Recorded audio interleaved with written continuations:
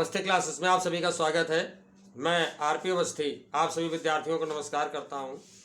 क्षमा चाहूँगा कि कल स्वास्थ्य खराब रहने के कारण मैं वीडियो नहीं डाल पाया हूं, इसके लिए मुझे बेहद खेद है। तो हम पढ़ रहे थे भारतीय इतिहास, और भारतीय इतिहास में पढ़ रहे थे हम प्राचीन भारतीय इतिहास को जानने के स्रोत। प्राचीन भारतीय इतिहास को जानने के स्रोतों के अंतर्गत हमने पूर्व के लेक्चर में पढ़ा था लौकिक साहित्य यानी धर्मेतर साहित्य, और आज हम पढ़ेंगे संस्कृत साहित्य यानी संस्कृत साहित्य हमारे भारतीय प्राचीन इतिहास को जानने में किस तरह से सहायक है। तो आज हम पढ़ेंगे उसके बारे में। आइए पढ़ते हैं संस्कृत साहित्य। तो हमारा विषय है भारतीय इतिहास, भारतीय इतिहास यानी इंडियन हिस्ट्री। अभी हम पढ़ रहे हैं प्राचीन भारतीय इतिहास को जानने के स्रोत। तो आज हम पढ़ेंगे संस्कृत साहित्य यानी संस्कृत साहित्य प्राचीन भारतीय इतिहास को जानने में किस प्रकार सहायक है। संस्कृत साहित्य, Sanskrit literature of Sanskrit. Okay, तो इसके अंतर्गत सबसे पहले आते हैं कालिदास।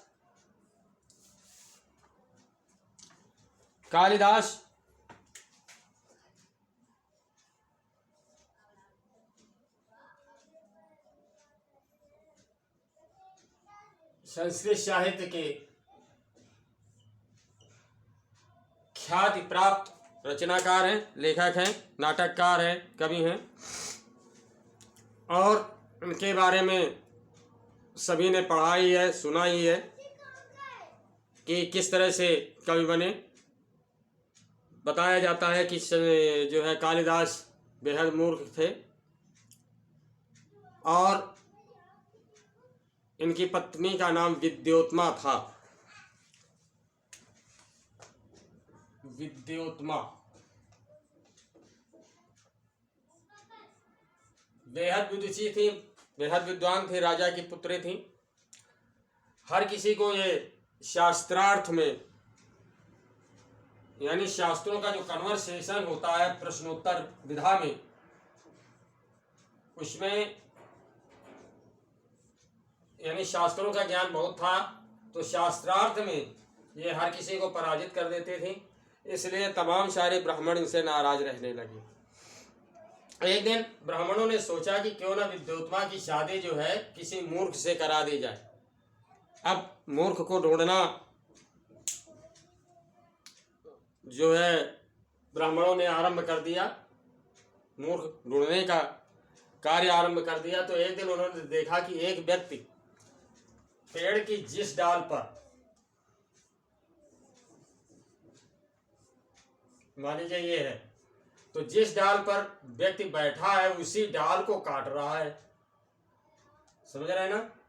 तो जब उन्होंने देखा, ब्राह्मणों ने देखा कि ये व्यक्ति यहाँ पर बैठा है और इसी डाल को ही काट रहा है, यहाँ से, इस जगह से,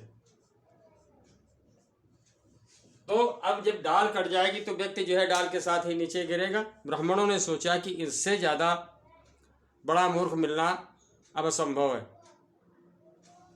तो उन्होंने कालिदास से कहा कि भाई नीचे उतर आओ, और बोले भाई आपकी शादी करा दे, लेकिन आपको चुप रहना है। उसको नहला धुला करके बढ़िया से जो है डेकोरेट करके, अच्छे से सजा करके, अच्छे कपड़े पहना करके विद्योत्मा के सामने उपस्थित हुए और बोले ये जो है हमारे गुरु हैं, विद्या एवं ज्ञान में ये बृहस्पति के समान है, लेकिन आजकल इन्होंने मौन व्रत धारण किया हुआ है, तो ये बोलते नहीं, चुप रहते हैं। तो आप जो भी इनसे प्रश्नोत्तर करें वो संकेतों के माध्यम से करें। विद्योत्मा ने एक उंगली उठाई, कालिदास ने समझाई मेरी एक आंख फोड़ना चाहती है, इसलिए उन्होंने 2 उंगली उठा दी। यानी कालिदास ने संकेत से कहा कि मैं तुम्हारी दोनों आंखें फोड़ दूंगा। कालिदास ने समझा कि मेरी ये कह रही है कि मैं तुम्हारी एक आंख फोड़ दूंगी, तो कालिदास ने कहा मैं तुम्हारी दोनों आंखें फोड़ दूंगा, संकेत के माध्यम से। तत्पश्चात विद्योत्मा ने इस तरह से 5 उंगलियां दिखाई, तो कालिदास ने समझा कि ये कह रही कि मैं तुम्हें चाटा मारूंगी। तो कालिदास ने 5 उंगलियों को बंद करके मुट्ठी बांध ली और संकेत किया ऐसे कि मैं तुम्हें घूंसा मारूंगा।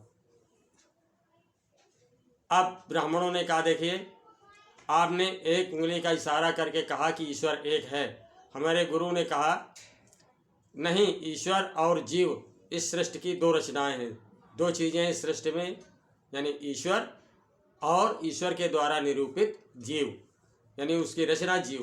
तो सृष्टि में 2 हैं, ईश्वर और जीव। फिर आपने 5 उंगलियों के संकेत के माध्यम से कहा कि 5 तत्वों के मिलने से सृष्टि में 5 तत्व हैं। आपने 5 उंगलियों के माध्यम से बताया कि सृष्टि में 5 तत्व हैं। हमारे गुरुजी ने कहा कि 5 तत्वों के मिलने से ही शरीर बनता है। अब विद्योत्मा ने जो है अपनी पराजय स्वीकार कर ली, शादी हो गई। अब ये राजमहल में रहने लगे। कालिदास जी जो है राजमहल में रहने लगे। तो एक दिन रात को जो है ऊँट बलबला रहा था। ऊँट को जो है संस्कृत में उष्ट्र कहते हैं, उष्ट्र, लेकिन उष्ट्र का उच्चारण जो है कालिदास उट्र कह रहे थे, उट्र, समझ रहे हैं ना, उट्र। तो जब उट्र उच्चारण किया कालिदास ने तो विद्योत्मा समझ गए कि उसका पति तो निरामूर्ख है।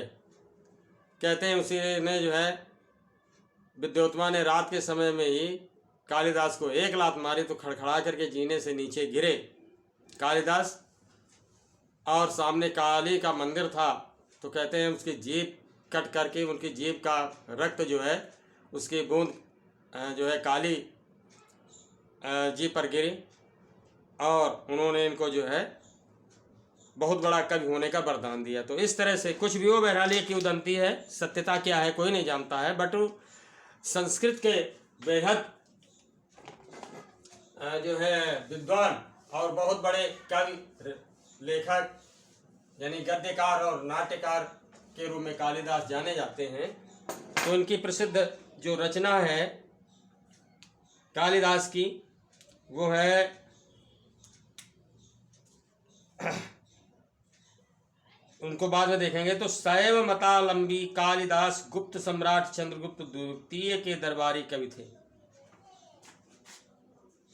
शैव मत, शिव के उपासक, शैव मतावलंबी,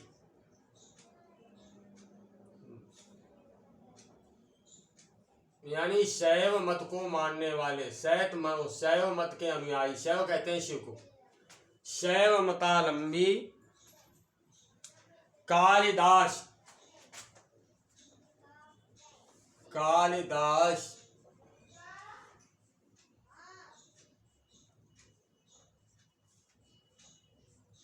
गुप्त सम्राट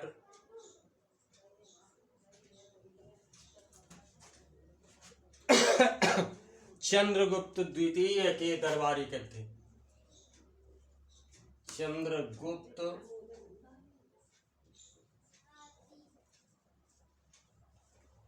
द्वितीय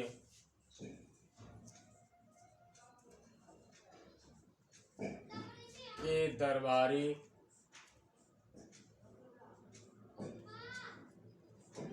कवि थे। बात समझ आ गई होगी। यानी चंद्रगुप्त द्वितीय के दरबार में रहते थे कालिदास। बात समझ आई, ठीक है ना। अगली बात वो ये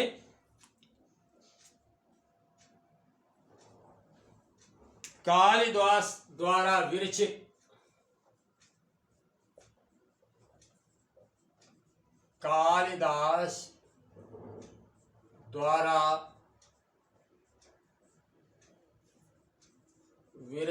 यानी रची गई, कालिदास द्वारा विरचित 7 पद्य और नाट्य ग्रंथों की पद्य और नाट्य। नाट्य का अर्थ है नाटक। नाट्य ग्रंथों की प्रामाणिकता जो है वो सभी के द्वारा जानी जाती है, सुविदित है। ग्रंथों की प्रामाणिकता सुविदित है।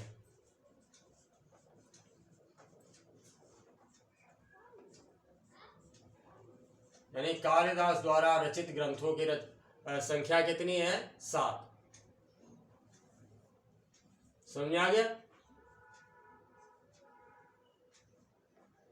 ये 7 है इनके ग्रंथों की जो संख्या है। और यहाँ से आपने देखा कि ये चंद्रगुप्त द्वितीय के दरबारी कवि थे, तो इनके रचनाओं में चंद्रगुप्त द्वितीय की जानकारी होती है। इस तरह से संस्कृत साहित्य जो है हमारे इतिहास को जानने में सहायक है। ठीक। और अब आते हैं कालिदास के पद्य और नाट्य ग्रंथ। कालिदास के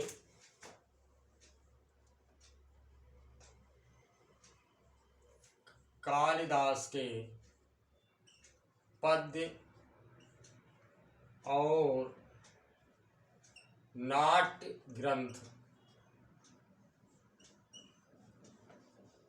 कौन कौन से ग्रंथ हैं इनके?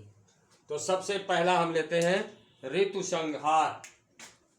पहला है ऋतु संहार।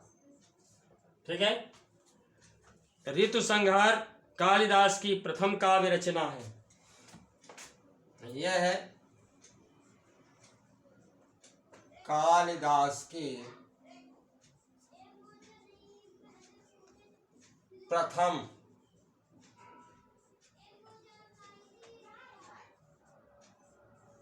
काव्य रचना है। ये कालिदास की प्रथम काव्य रचना है, पहली रचना है। ठीक है। यानी पोएट्री है, पद्य में है। ठीक है। और 6 सर्गों यानी 6 ऋतुओं का ये खंड काव्य है। यह है, सर्ग मीन्स होता है खंड, उसका अध्याय।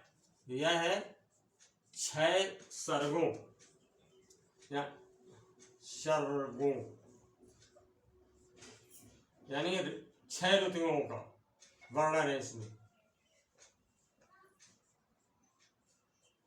6 सर्गों यानी ऋतुओं का एक खंड काव्य है। काव्य 2 तरह के होते हैं, खंड काव्य और महाकाव्य है। का एक खंड काव्य है। ठीक। और इसमें जो है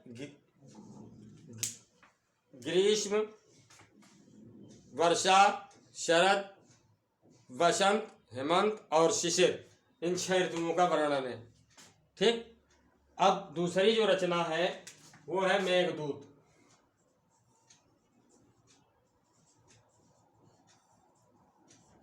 मेघदूत यानी मेघदूतम जिसको संस्कृत में कहते हैं। तो ये जो है पूर्व मेघ और उत्तर मेघ में विभाजित है। ठीक है। ये रचना जो है पूर्व मेघ और उत्तर मेघ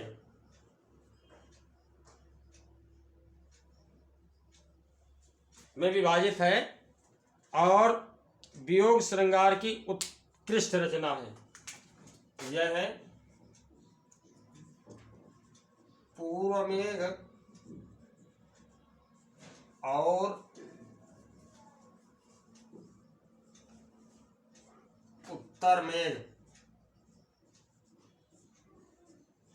में विभाजित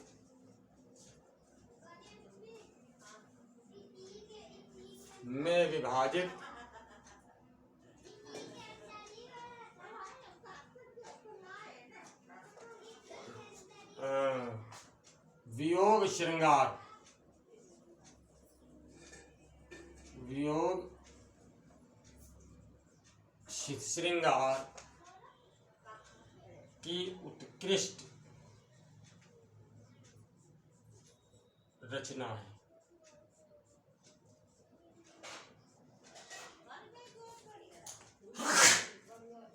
सॉरी। तो इस तरह से हो गया ये हमारा मेघदूत। अगली रचना देखते हैं हम।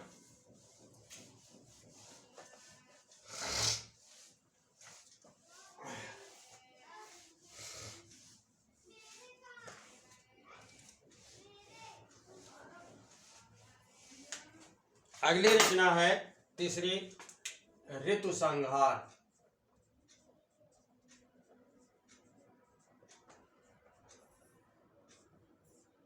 ऋतु संहार,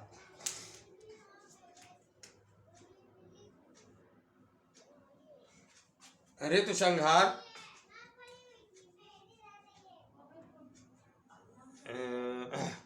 सॉरी, ये कोई कालिदास की रचना नहीं है। ऋतु संहार कुमार संभव, सॉरी, कुमार संभव, संस्कृत में इसे कुमार संभवम कहते हैं।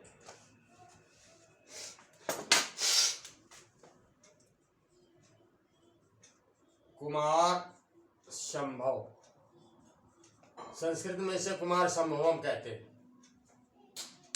कुमार संभव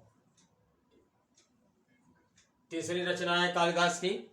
इसमें जो है ये 17 सर्गों का महाकाव्य है, जिसमें शिव एवं पार्वती के पुत्र कुमार के कार्तिकी यानी कार्तिकेय के जन्म की कथा जो है वर्णित है। तो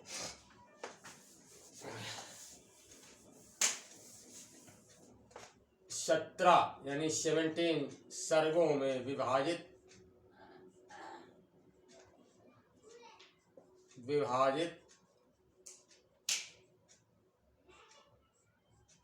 यह एक महाकाव्य है। यह एक महाकाव्य है।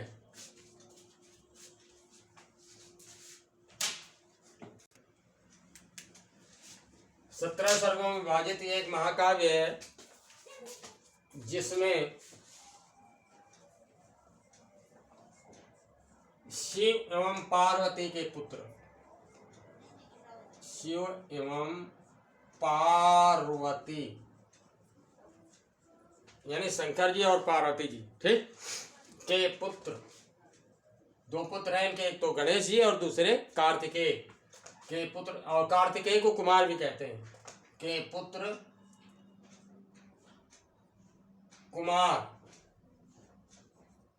यानी कार्तिकेय। इनकी जो सवारी है वो गरुड़ मानी जाती है। कार्तिकेय के जन्म की कथा का वर्णन है, के जन्म की कथा का वर्णन है, ठीक। तो इस तरह से ये जो है कुमार संभव। अगली रचना है रघुवंश। रघुवंश, इसे संस्कृत में रघुवंशम कहते हैं, रघुवंश, ठीक है। रघुवंश, तो ये कालिदास की चौथी रचना है। इसमें 19 सर्ग हैं। 19 सर्गों में 19 सर्गों में विभक्त यह भी महाकाव्य है। यह एक महाकाव्य है, ठीक। 19 सर्गों में विभक्त ये एक महाकाव्य है, जिसमें दिलीप से लेकर अग्निवर्ण तक जिसमें राजा दिलीप का नाम सुना होगा आपने। दिलीप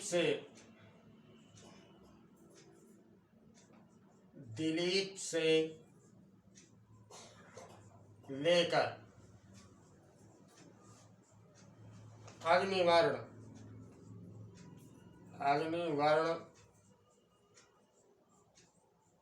तक के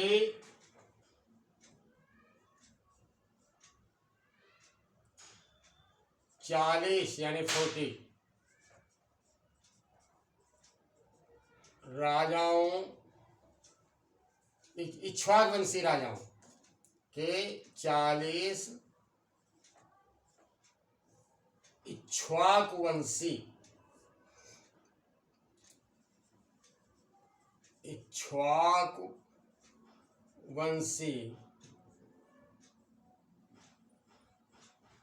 ये रामचंद्र जी, दशरथ पुत्र रामचंद्र जी भी इक्ष्वाकुवंशी राजा ही थे। ठीक है, तो इक्ष्वाकुवंशी राजाओं का चरित्र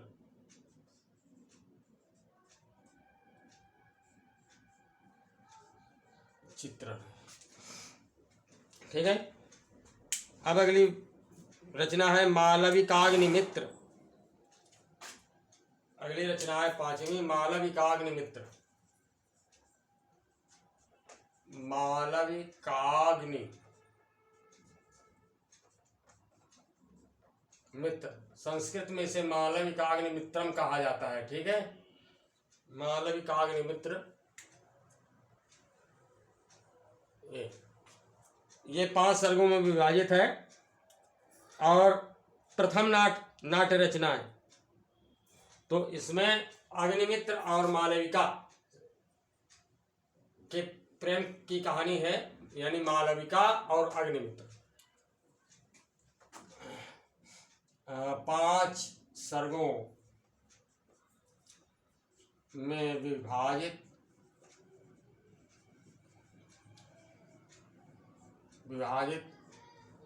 यह है कालिदास की इसके पहले के जो है काव्य हैं और ये जो है नाट्य है। विभाजित यह कालिदास की प्रथम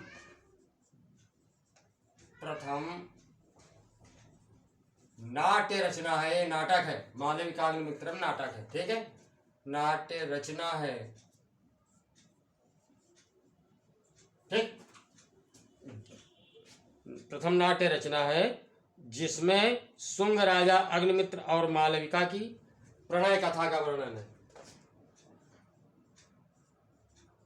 जिसमें शुंग राजा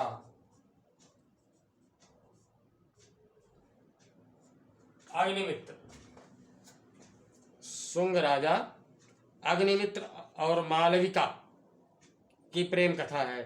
ठीक है, शुंग राजा अग्निमित्र और मालविका, यानी जो हीरो है वो अग्निमित्र है और हीरोइन जो है मालविका है, की प्रणय कथा का वर्णन है। प्रणय कथा का मतलब प्रेम कथा, प्रणय कथा का वर्णन है। ठीक, अगली जो रचना आती है वो है विक्रमोर्वशीयम या विक्रमोर्वशीय। यह भी नाट्य ग्रंथ है। विक्रमोर्वशीय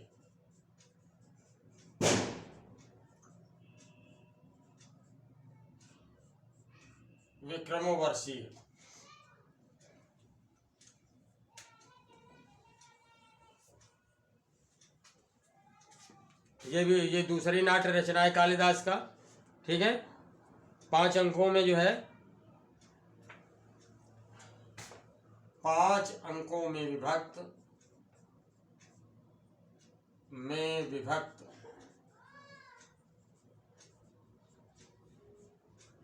यह कालिदास की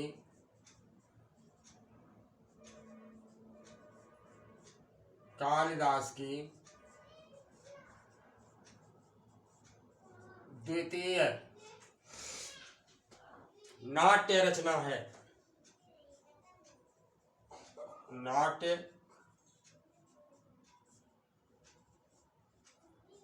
रचना है जिसमें पुरुरवा और उर्वशी की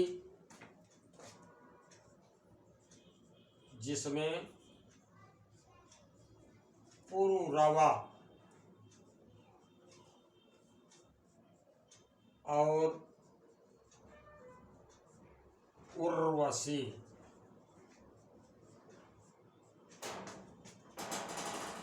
की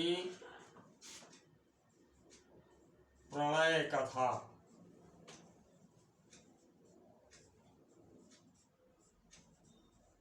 का वर्णन है। ठीक, तो ये हो गई छठवीं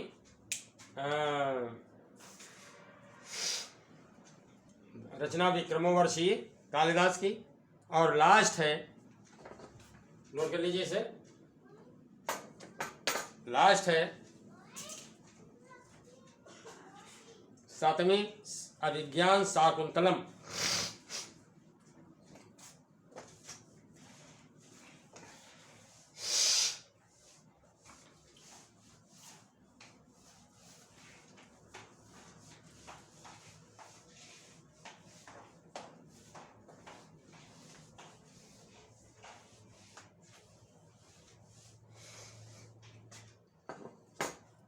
सातवीं है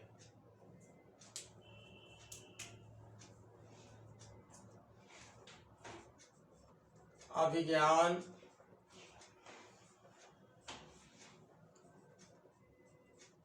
शाकुंतलम।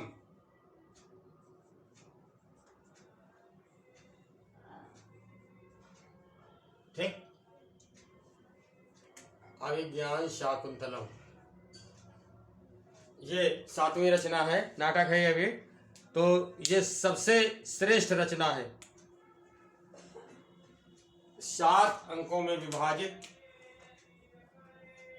7 अंकों में विभाजित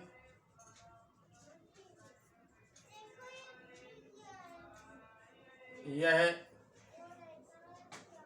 कालिदास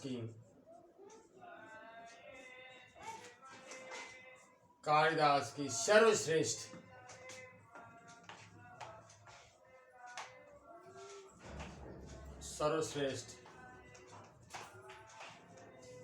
नाट्य रचना है। ठीक, सभी में श्रेष्ठ है, नाटक है ये, जिसमें हस्तिनापुर के राजा दुष्यंत, जिसमें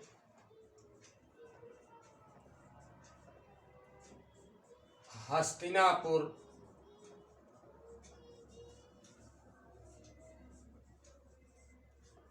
के राजा दुष्यंत एवं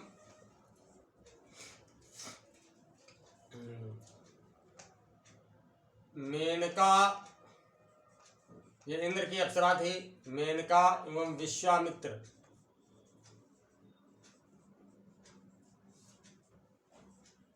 की पुत्री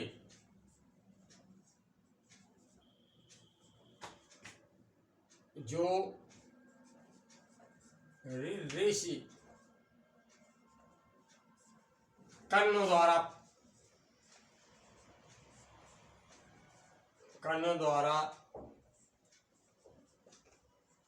पालित, यानी जिसका पालन पोषण ऋषि कर्ण के द्वारा किया गया था, कर्ण द्वारा पालित थी, के प्रेम की कहानी। ठीक है, के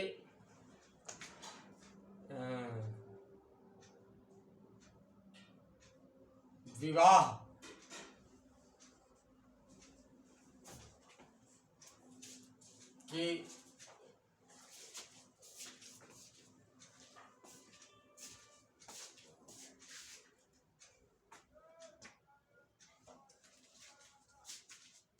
की कथा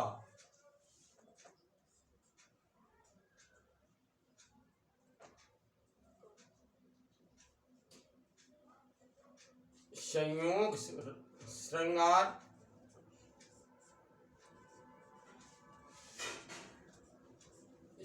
श्रृंगार एवं वियोग श्रृंगार,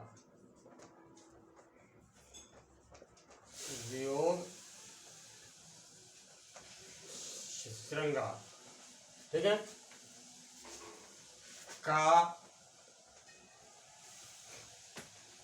अद्भुत ग्रंथ है, ठीक है। यहाँ विवाह की कथा का वर्णन है। तो इस प्रकार जो है आपने देखा कि ये जो है सर्वश्रेष्ठ रचना है कालिदास की। तो अभी आपने देखा कि संस्कृत साहित्य जो है किस प्रकार से हमारे इतिहास को जानने में सहायक है। तो आज हमने पढ़ा कालिदास के संस्कृत साहित्य के बारे में, और अभी आपने देखा कि ये तत्कालीन राजाओं का इतिहास जानने में सहायक है। उम्मीद करता हूँ अच्छे समझ में आया होगा। अगर कहीं कोई किसी तरह की प्रॉब्लम है तो प्लीज़ कमेंट करके पूछिए। नेक्स्ट लेक्चर में मैं फिर आपके सामने उपस्थित होऊंगा। तब तक के लिए नमस्कार।